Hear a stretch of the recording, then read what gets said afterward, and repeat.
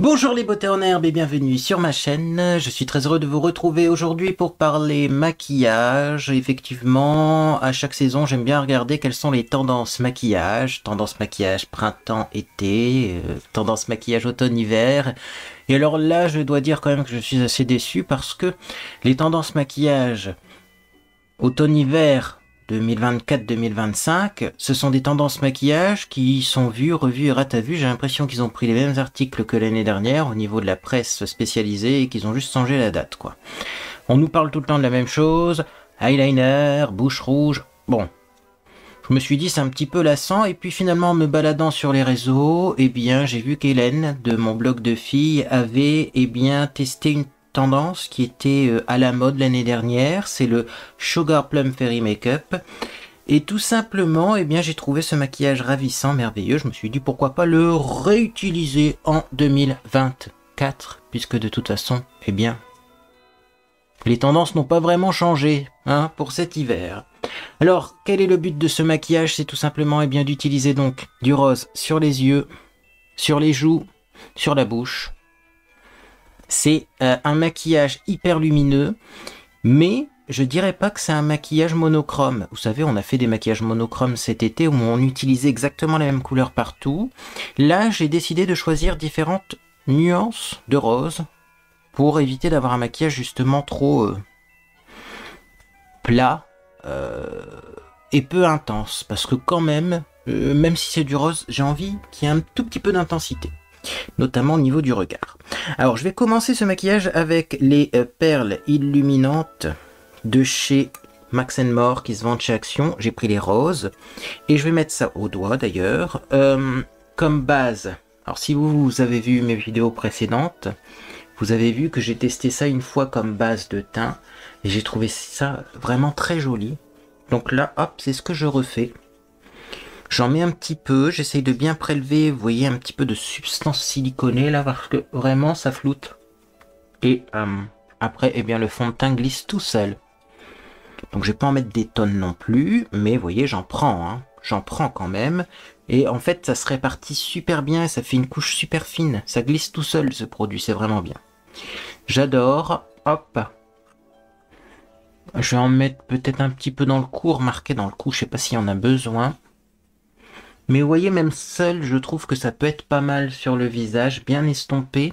Ça fait un petit effet lumière comme ça, qui peut être appréciable si vous avez le teint terne. Bon, dans le cou, je pense pas qu'il y en ait besoin. Le cou, c'est une ombre. On n'a pas besoin de mettre de la lumière. On va ensuite continuer donc avec le fond de teint. Et alors là, moi, j'ai beaucoup de fond de teint mat, puisque j'aime bien le teint mat. Mais c'est vrai qu'il faut plutôt un fond de teint lumineux. Et puis c'est vrai que dans mon petit ballot de produits pour le teint que j'aime pas et que je dois finir, j'ai trouvé le Luminous Silk Foundation de Giorgio Armani. D'après mes souvenirs, il n'est pas très couvrant, mais en même temps, à l'époque où je l'avais testé, c'était la tendance du teint très opaque. Donc on va retester ça aujourd'hui. Et on va voir si, de nos jours, maintenant que la mode est plutôt au teint plus léger, si je le trouve plus joli qu'avant. Alors, sachant que la couleur a l'air d'être parfaite, voilà, j'en ai pris déjà 2 pompes, parce que je sais qu'il va falloir en mettre une certaine quantité. Et alors, qu'est-ce qu'on obtient?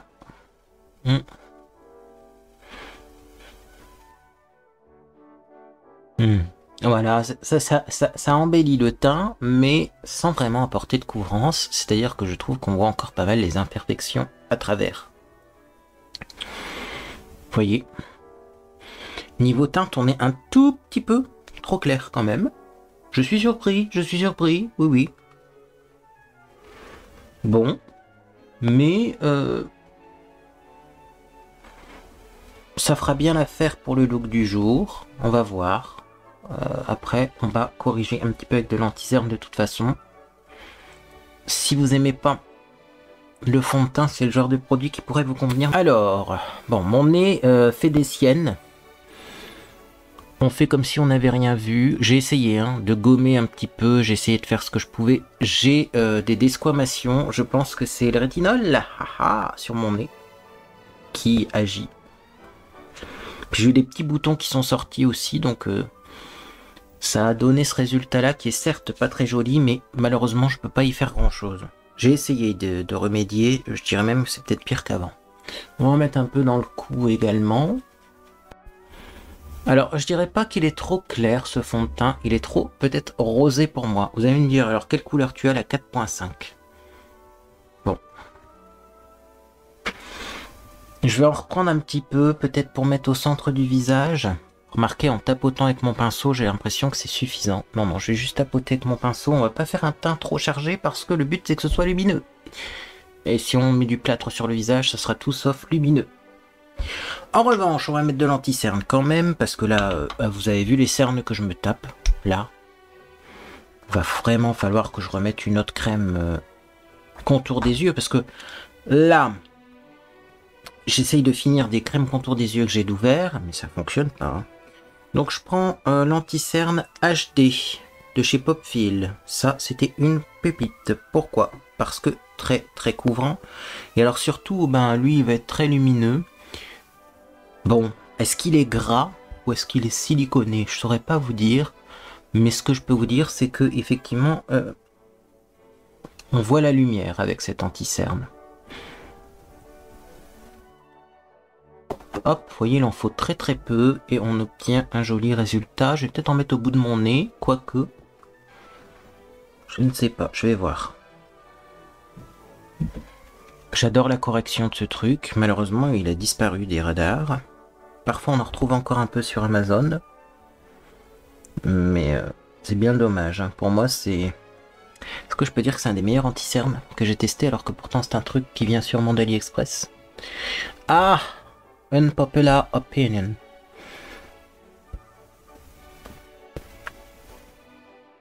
Je suis désolé. Hein. Moi, sur mes yeux, ça fait des ravages, ce truc. J'en ai deux. Hein. J'en ai un plus clair. Celui-là, c'est le plus foncé. Le plus clair, il est vraiment blanc. Donc, bon. Pour l'instant, je finis le plus foncé. Mais vraiment, ça vaudrait peut-être le coup de voir s'il n'y a pas une vieille annonce qui a encore du stock et d'en racheter, quoi.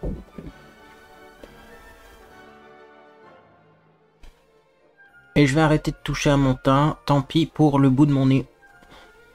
Parfois le mieux est l'ennemi du bien. FB03, la couleur que j'ai, ça ressemble à ça, c'est top. On va maintenant poudrer, alors...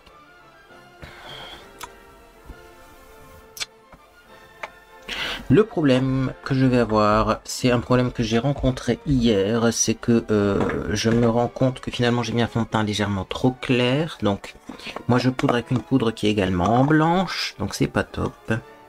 Voyez. Donc ce que je vais faire, c'est que je vais prélever de la poudre. Et après, je passerai sûrement un petit coup de bronzer quand même. Et ce, même si on veut un teint lumineux. Sachant que j'ai un bronzer à tester, ça va le faire. Donc, hop, c'est parti, on poudre. D'abord les yeux, parce que c'est là où ça migre le plus rapidement. Vous voyez, cet anti-cerne là migre assez rapidement. Donc, il faut le poudrer.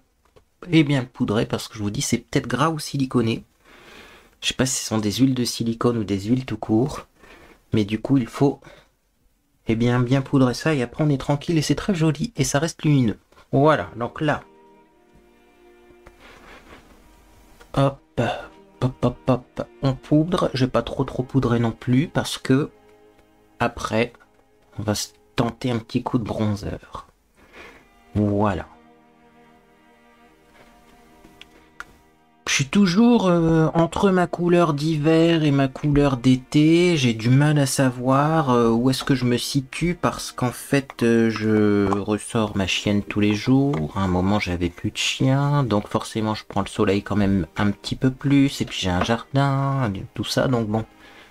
C'est pas évident pour la couleur du teint. Hein. Voilà, teint léger. On voit encore quelques petites imperfections. C'est normal, hein. On va après changer un petit peu tout ça en utilisant des couleurs et de l'enlumineur. Alors, moi j'ai un bronzer à tester. Le Blue Mist Silky Bronzer en couleur de Sienna. Qui est comme ça. Il fait peur, ce truc. Ce truc fait peur, pourquoi? Parce qu'il a l'air un petit peu jaune. Donc je prends toujours avec mon pinceau duo fibre, je vais pas en prendre des tonnes. Et c'est parti, je vais juste réchauffer mon teint. Légèrement. Et comme j'ai quand même un sous-ton un petit peu jaune au niveau du teint, j'en suis de plus en plus convaincu. Certains me disent que j'ai un teint rosé. Non, regardez, fond de teint rosé, moi ça me donne un air grisâtre. Eh bien oui, ce bronzer jaune là, il est magnifique. Ça réchauffe juste le teint sans trop en faire, j'aime beaucoup. Et alors, si vous avez du mal à appliquer vos bronzers, vos poudres bronzantes, vos contouring, les pinceaux duo fibre comme ça, c'est la solution. Alors ensuite, hop, on va mettre du bronzer, hop, au niveau du blush. Et après, on remettra du blush, mais plus haut. Je rappelle quand même que le bronzer, ça doit être sur les bombés du visage, c'est là où on bronze le plus.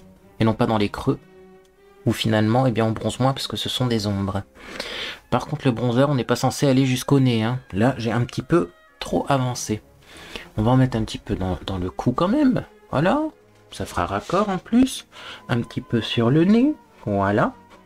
Et après, moi, je passe mon pinceau un petit peu partout pour quand même légèrement bien colorer le reste du visage pour éviter d'avoir des zones très claires et des zones très foncées. Vous voyez. Faut quand même que ce soit logique. Ne vous inquiétez pas, là où vous avez posé le produit, ce sera toujours intense que là où vous repassez le pinceau après. Voilà. Bon. Juste petit pinceau fond de teint, je vais un petit peu estomper là parce que ouais, j'ai trop avancé. Et je vais repasser ça quand même, mais légèrement. Voilà, bon, le teint est joli. Vous voyez, déjà là, on est en réchauffant un petit peu, on est vachement mieux. On passe ensuite donc eh bien, au maquillage des yeux. Et là, j'ai ressorti des fards mono.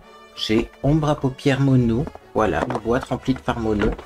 Et notamment, comme fard mono, j'ai ce fard Natasha Denona Retro Palette. Ça doit être un fard, comment dire, qui était offert, un échantillon. Et alors, c'est un rose, mais presque marron, c'est un bois de rose, un vieux rose, et je me suis dit que ça serait pas mal pour ce look parce que clairement le rose comme ça sur les yeux, vous voyez là c'est un blush, hein, ce sera pour après.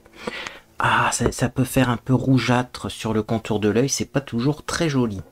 Alors ce que je vais faire, ça va être très simple parce que le but c'est pas d'avoir des yeux super maquillés. Je vais prendre un pinceau plat, je vais prendre ce fard, je mets pas de base à paupières avant parce que j'ai confiance en cette marque. Il paraît que les fards sont une dinguerie et moi je les ai jamais testés. Je ne me souviens même pas d'avoir testé ça, donc on va tester sans base et je vais tapoter, voilà, et je vais remonter légèrement la couleur. Alors par contre on va se calmer, hein, voilà, et on va remonter. Ah oui, c'est pigmenté. Alors là, voilà, c'est ça l'histoire, c'est que c'est pigmenté. Donc ce que je vais faire, c'est que je vais prendre un pinceau estompeur maintenant. Et je vais pas estomper avec mon pinceau plein de pigments, mais je vais estomper avec un pinceau propre, avec rien à l'intérieur. Qu'est-ce qu'on obtient? Faut bien que j'estompe là, parce que dans ma vidéo Halloween, j'ai remarqué ce côté-là était moyen estompé. Hop. Vous voyez, c'est à peine rose. Mais après, on va sûrement mettre autre chose dessus, vous inquiétez pas, parce qu'on veut de la lumière. Alors, c'est pas un fard mat là, hein, ce que j'utilise. On va tapoter un tout petit peu quand même, parce que je crois que j'ai des chutes. Mais même si c'est pas un fard mat au-dessus, je vais mettre autre chose.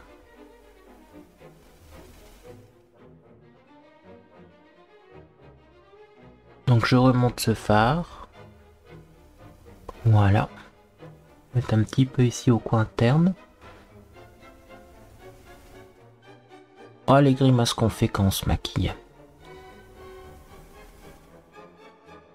Et donc je vais estomper en remontant cette couleur qui est magnifique.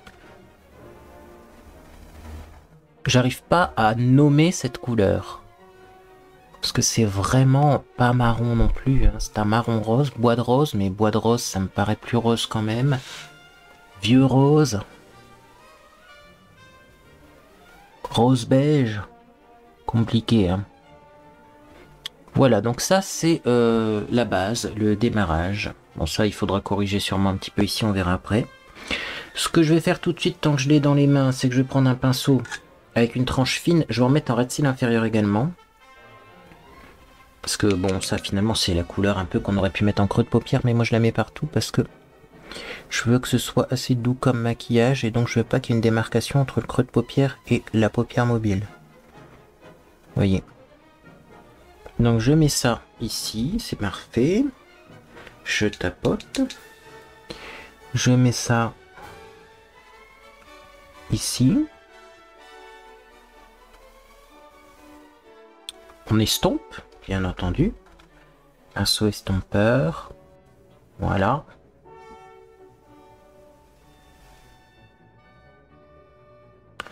Je vais en profiter tout de suite pour prendre mon pinceau avec mon fond de teint et je vais corriger le coin externe.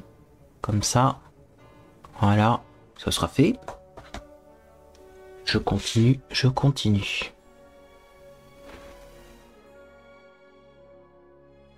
Voilà.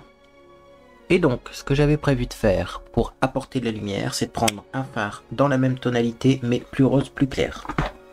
Normalement, il est prêt à prendre. Ça s'appelle... Alors, la couleur rose mordoré. Et c'est une ombre à paupières effet métal lamé.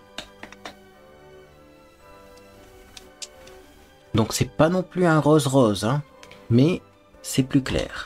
Et ça, en fait, je vais l'utiliser pour faire un petit halo au centre de la paupière avec mes doigts. Alors, dis donc, je me suis déjà cassé un ongle ce matin, on va éviter d'en casser un deuxième. Donc, je prends un petit peu de fard à paupières comme ça. Et regardez-moi ça. Un petit peu au milieu comme ça. Hop, c'est suffisant.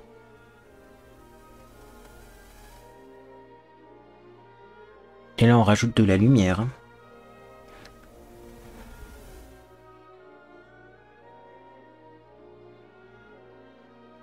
Donc j'essaye de faire ça de façon assez symétrique.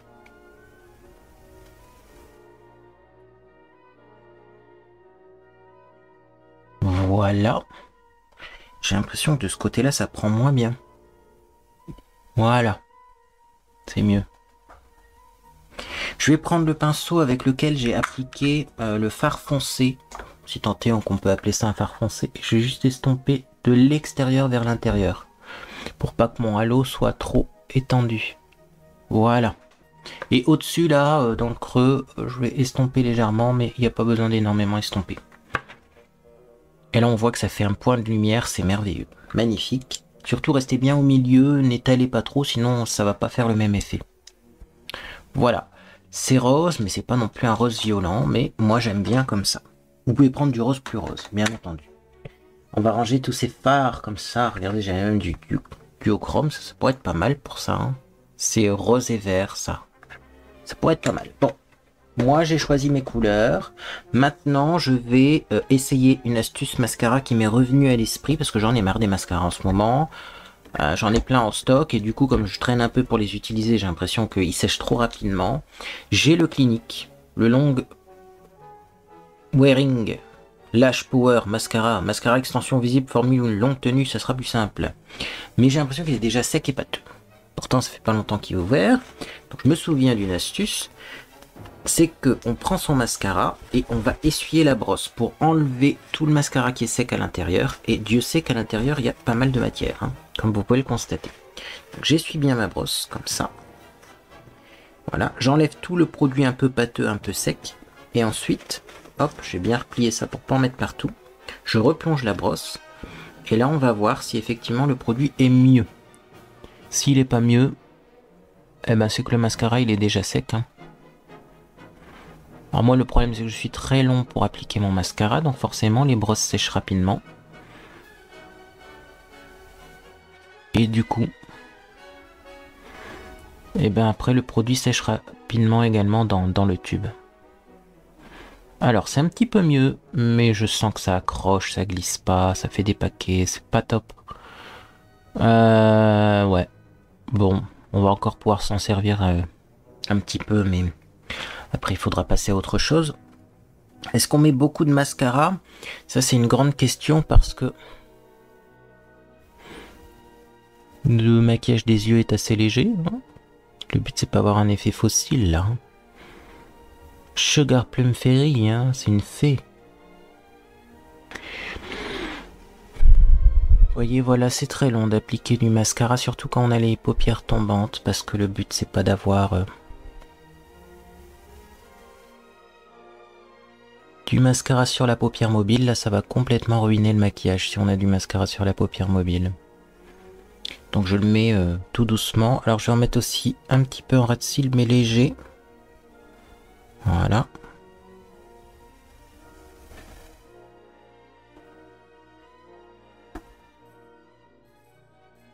On va éviter d'avoir un effet patte d'araignée qui descende. Ça doit être un maquillage tout en douceur. De toute façon, les maquillages chargés, c'est plus la mode. C'est fini ça. Voilà. Et on va quand même remettre un petit peu de mascara en haut, surtout sur les pointes, pour essayer d'avoir plus de longueur. Ça va également recourber un petit peu les cils. Est-ce qu'on va être bien? Je pense qu'on va être bien. Bon, et on va s'arrêter là pour le mascara, parce que ça fait des paquets. Finalement, de l'avoir essuyé, j'ai même limite l'impression que c'est pire. Bon, ce mascara là, ça restera pas un super mascara quand même. Déjà la brosse, bon, vous voyez, brosse spirale. Hein. Ce que je vous disais dans ma vidéo, la Bye Bye Makeup spécial mascara. Les spirales, ça sépare pas bien les cils. Et en plus, voilà. La texture ne me plaît pas. Trop épaisse. On va pas faire les sourcils tout de suite parce que je sais pas ce que je vais mettre dans mes sourcils. Ce que je vais faire, c'est que je vais d'abord faire le reste. Donc on va mettre d'abord le rouge à lèvres. Parce que le blush, on va en mettre en fonction du rouge à lèvres. Parce que j'ai peur que ce blush-là soit pas pigmenté. Mais des fois, on a des surprises. Donc j'ai sorti le Lover numéro 15. C'est un Super Stay Matte Ink. C'est un rose...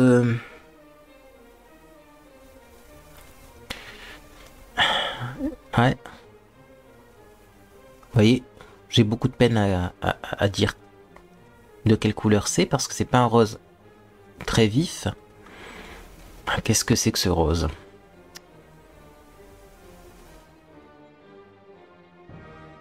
J'ai un autre rouge à lèvres que j'ai hésité à utiliser aujourd'hui, il s'appelle Rose Vintage, vous voyez.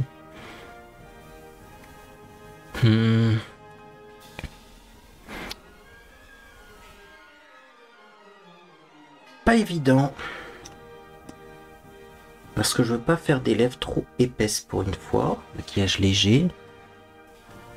Et du coup, j'ai le contour des lèvres qui est un petit peu flou. Un petit peu plus gros sur les lèvres du bas. J'avais prévu de toute façon mon coup. J'avais pris un petit pinceau comme ça à tranche fine pour essuyer s'il y a des catastrophes. Et je pense qu'on est pas mal. Alors ce qu'on va faire, c'est qu'on va le laisser sécher parce qu'après on va mettre encore un autre rose qui est un peu plus chaud celui-là. C'est un petit gloss de chez Kiko. Mais il faut que ce soit sec, sinon ça va pas aller. Pendant ce temps-là, on va mettre blush en lumineur. Donc comme blush, je vous l'ai dit, j'ai celui-là, c'est la Mayla. Il y a un petit miroir derrière d'ailleurs. Très rose. Là pour le coup c'est le rose rose quoi. Donc moi j'ai choisi de mettre le rose rose plutôt sur mes joues, plutôt que d'en mettre sur les yeux. Ou sur les lèvres, parce que sinon je pense que ça va faire trop... maquillé, trop... ça va manquer de douceur. Et je veux un maquillage très doux aujourd'hui, voilà. D'ailleurs j'ai mis un petit t-shirt, vous voyez c'est pareil, hein. Ça c'est rose, mais alors c'est un peu rose comme sur les yeux, c'est un rose un peu grisâtre. On prend ce blush, on teste. Alors est-ce que c'est pigmenté? Peut-être. Assez haut le blush, voilà. On va en prendre une bonne quantité.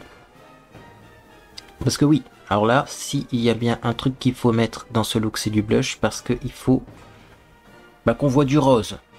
Hein, c'est logique. Donc n'hésitez pas à mettre un joli blush, bien rose, comme ça. Il passe absolument pas à la caméra, ce blush, pourtant il est magnifique. Bon, on verra au montage. Il est rose, lumineux, mat, froid, mais pas trop blanchâtre. sais pas comment vous expliquer, mais il y a des blushs comme ça très clairs qui font un petit peu blanc, crayeux. Là, c'est pas du tout le cas, j'aime beaucoup. Très très joli blush, dis donc.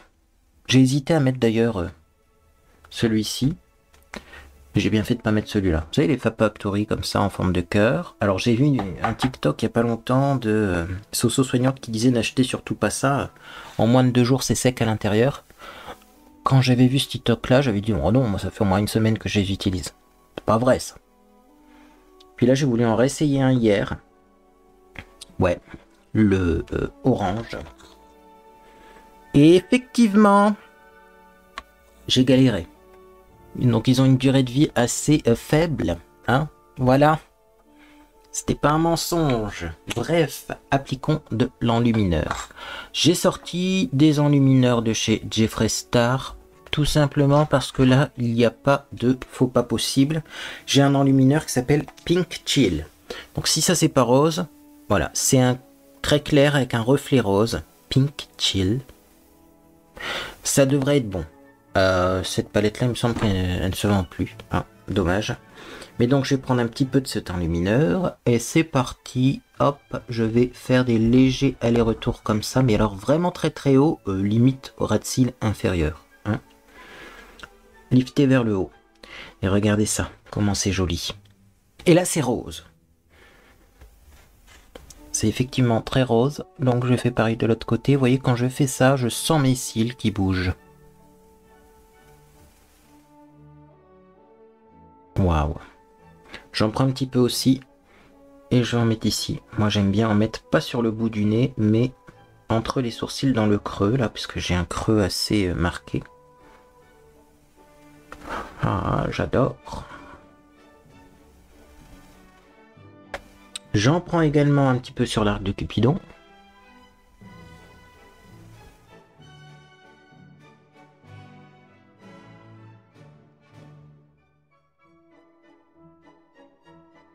Et moi, j'aime bien en mettre un petit peu en dessous également.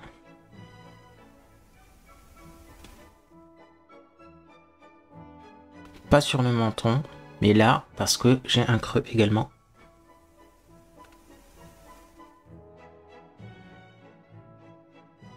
Et si vous en avez un peu sur les lèvres, c'est pas grave. Au contraire, ça sera bien, parce que là, maintenant, on va pouvoir mettre justement, eh bien, le gloss. Je regarde si j'ai pas un petit peu trop de rouge à lèvres. L'astuce, c'est que vous sucez votre doigt. C'est une des solutions si vous n'avez pas envie de faire ça, parce qu'en plus des fois ça marque assez bien sur la peau et c'est dur à démaquiller. Faites-le avec le manche d'un pinceau et vous voyez, il y a des petits résidus de rouge à lèvres désagréables qui se retrouvent sur le pinceau. Comme ça, ça sera plus confortable. Impeccable. Voilà. Et donc au-dessus, pour que ce soit encore plus confortable quand même, on va mettre du gloss. Donc c'est le Joyful Holiday. C'est un gloss d'une collection de Noël de chez Kiko. Il se vend plus, mais les gloss chez Kiko ont une renommée de dingue. Et regardez ce que ça donne.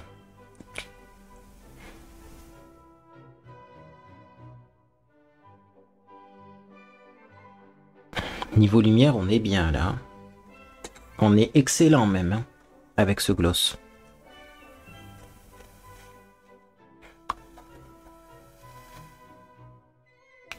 Les lèvres sont... Oh là là, ça fait un effet raccord avec les... Il n'y a plus que les sourcils, faut pas foirer les sourcils maintenant. Bon, je sais pas quoi faire avec mes sourcils. J'avoue, j'ai ressorti un gel à sourcils. Bis Brow Gel.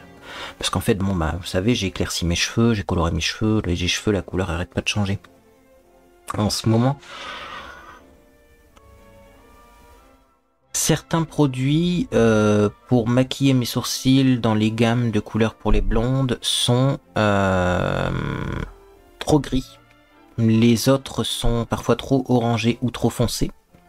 Ça, c'est clairement un kaki, et je sais que le kaki, c'est une couleur universelle pour maquiller les sourcils. Le problème, c'est qu'il est un petit peu sec. Voilà. Alors, les gels à sourcils, c'est vraiment compliqué parce que j'ai l'impression que la durée de vie du produit, elle est vraiment très courte. très très courte. Donc j'arrive encore à l'utiliser, mais ça donne un effet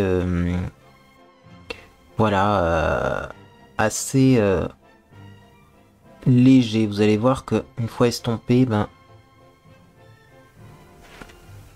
c'est bon, c'est pas comme le produit d'origine, hein.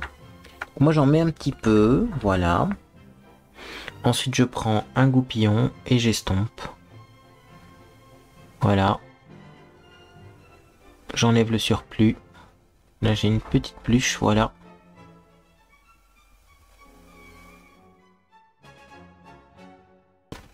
Et vous voyez, par rapport à un gel à sourcils où ça fait un effet tatouage, là c'est un peu plus léger.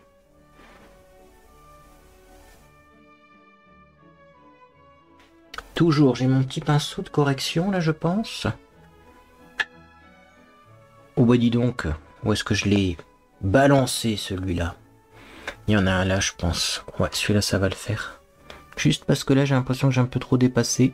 Voilà, j'ai juste pour coiffer mes sourcils. Bon non, mais finalement il est assez intense, hein, vous voyez, en mettant pas mal. Mais la texture est plus comme avant. Donc vous voyez, moi je fais une ligne vraiment, hein, je me prends pas la tête. Une ligne au milieu, comme ça, prenez pas la tête.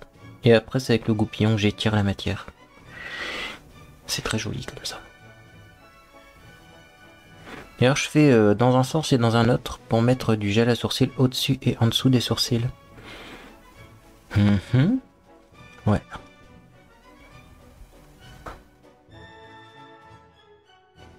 Ok. On va reprendre un petit pinceau de correction. Je vais refermer ça quand même parce que là j'ai assez de matière. Il faudrait pas que ça sèche. Encore plus. Peut-être qu'il faudrait que je mette une goutte de Duraline dedans. Mais bon, ça change les textures et des fois c'est moins longue tenue après. Puis est-ce qu'on n'aurait pas déjà fini ce maquillage? 35 minutes. Écoutez, alors je vais quand même réestomper mes sourcils mais avec un autre goupillon.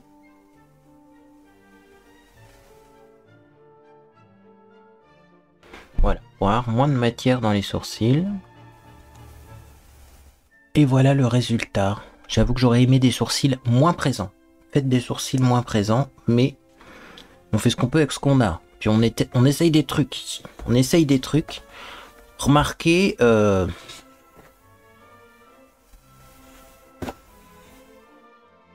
savez, quand on n'est pas collé à la caméra, ça choque pas ses sourcils. Hein. Parce qu'ils sont de la même couleur que mes cheveux, c'est toujours pareil. Puis de toute façon, si vous êtes brune, vous aurez des sourcils foncés, mais vous pouvez quand même faire ce look. Hein. Donc voilà. J'aime bien, j'adore. Est-ce que je vais me maquiller tout le temps comme ça? Je sais pas. Ça a l'air assez rapide quand même à faire. C'est le genre de maquillage que je pourrais faire pour sortir. Sachant qu'effectivement, j'ai une soirée de prévue. Donc ce week-end, ça peut être le genre de look que moi j'aimerais bien arborer en soirée. Hein. Je vous le dis. J'aime beaucoup le résultat. Bref, dites-moi ce que vous pensez de tout ça et surtout si vous avez vu d'autres tendances automne-hiver 2024-2025. Bah dites-moi ce que vous avez trouvé, ce qui vous semble être tendance en ce moment au niveau du maquillage, parce que moi j'ai pas trouvé et j'avoue que de toute façon, mais est-ce qu'il faut suivre les tendances ou est-ce qu'il faut faire quelque chose qui nous plaît? Ça je vous laisse répondre à la question. Il y a d'autres vidéos de prévues, notamment vidéo intelligence artificielle. Moi j'ai envie d'utiliser l'intelligence artificielle. Justement, je voulais demander à l'intelligence artificielle si il y avait des tendances comme ça maquillage et pourquoi pas lui demander étape par étape comment réaliser ce maquillage. Ça pourrait être intéressant. Pour les personnes qui n'ont pas d'idée, pour les personnes qui ont du mal à se maquiller, tu sors l'intelligence artificielle, tu lui parles, tu lui dis voilà, est-ce que tu peux m'expliquer pas à pas un maquillage tendance et voir ce qu'il nous sort. Après si c'est complètement loufoque, au moins vous le saurez et vous le ferez pas. Mais moi je peux tester sur ma chaîne. Ou alors également, je vais voir si vous avez des idées, voilà, hein, à me communiquer. De questions qu'on pourrait poser à l'intelligence artificielle au niveau des soins du visage, parce que j'avoue que les soins du visage c'est toujours un peu compliqué à comprendre, donc pourquoi pas se faire guider et voir si bien sûr ce qui est dit est vrai ou pas. Voilà, et bien écoutez, moi en tout cas j'espère que vous passez une agréable journée ou soirée, et puis dans tous les cas je vous dis à bientôt sur les réseaux sociaux ou sur Discord.